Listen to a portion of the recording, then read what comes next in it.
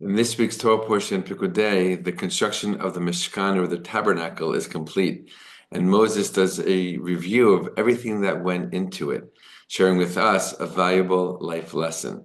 Shalom, my friends. This is the Kiva Gersh with Israel in 5, where we give you everything Israel in 5 minutes. Please like and subscribe. And if you have any questions or want to keep the conversation going, please do so below in the comments. For many weeks now, for many Torah portions, we've been learning about the construction of the Mishkan or the Tabernacle, all the different pieces, all the different parts, all the materials, all the resources that went into its construction, starting many, many weeks ago when we're learning about all the different donations that people brought in order to allow the tabernacle to be constructed.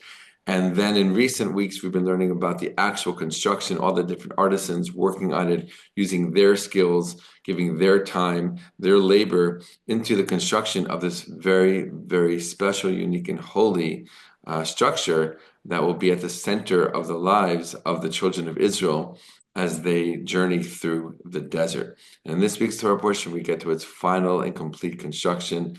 Moses takes all the different things that people made out of gold and out of silver, out of copper, out of wood, out of fabrics, out of woven fabrics, and brings them all together. And he himself puts the tabernacle together, right? He didn't make any of the pieces of the parts that came from the nation to really, as we said in previous weeks, to get the nation involved, help them feel connected to this national building project. And he's the one who takes all those pieces, puts them together into its final form. And at the beginning of this week's Torah portion, he does a whole accounting, so to speak, of everything that came in and their different amounts, how much gold, how much silver, how much copper, all the other resources that came in. And it's a really interesting thing. I think the valuable life lesson that we have here is that after this amazing and long process of constructing the pieces that will be used to put together the tabernacle, Moses pauses and he reflects. He does this accounting, but really on a deeper level, it's a moment of pause, it's a moment of reflection. Look what we've done. Look where we came to. Like, look how far we came. Look what we were able to accomplish together as a community, and also, right, each one of us as individuals. And it's a really important thing to do in our lives as we're moving forward and working on projects and trying to accomplish goals. But every now and then to have that pause, to make that stop and to reflect, where have we come, right?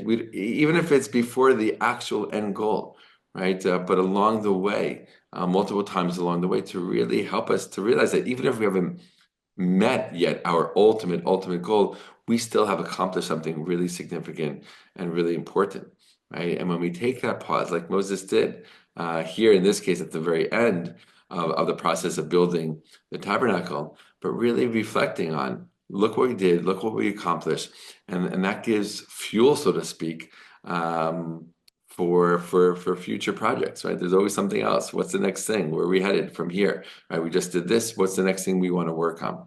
And really to take that moment to kind of celebrate and to appreciate what we've done is a really, really powerful and valuable life lesson. At the very end of this week's Torah portion, when the tabernacle is complete and its construction is final, a cloud descends on the tabernacle, right? The presence of God. And so much so it fills the tabernacle, so much that Moses can't even go inside of it. Okay. And then at the very, very end, the last couple of verses of the Torah portion, which wraps up the entire book of Exodus, right, which is also very interesting. It basically says only when the cloud came off the tabernacle were the children of Israel able to continue on their journey.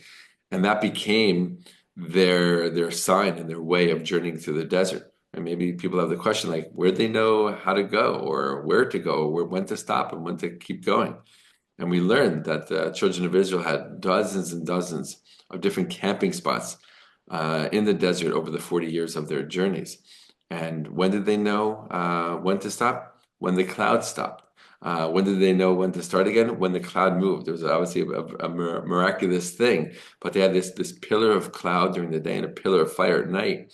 And whenever it moved, they moved. Whenever it stopped, they stopped. Where it stopped, they stopped. And they set up camp. And they didn't know how long they were going to be there for. So it is this really tremendous level of faith, right? Following this cloud, which is really following God. right? But really, it's not only about following God, it's knowing that God is leading them somewhere, right? And that's another beautiful, important lesson that in our lives, even if we can't see it, we're being led towards something. We're being brought to a future destination. We're being guided, right? And sometimes when we pause, right, like Moses did with the construction of the tabernacle, when we pause and we reflect and we look back, we can kind of see, right? We can see how different events in our lives connect, and we can see how, wow, really we were being guided, even if in the moment we didn't realize. So those are life lessons from our weekly Torah portion. Again, rounding up the book of Exodus.